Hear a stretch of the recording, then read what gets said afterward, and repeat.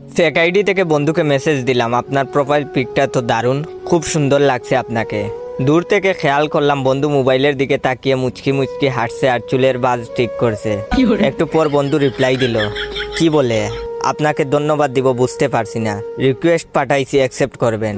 আমি বললাম ভালো কিছুকে তো ভালোই বলতে হবে, এখানে ধন্যবাদ দেওয়ার কি আছে, আর আপনার মতো একজন হ্যান্ডসাম ছেলে আমার ফ্রেন্ড লিস্টে থাকা তো আমার জন্য সৌভাগ্য। এবার দেখি বন্ধু পুরা দাঁত বের করে হাঁটছে। কিছুক্ষণ পর আবার মেসেজ দিলাম, এই মিস্টার চুপ করে আছেন কেন?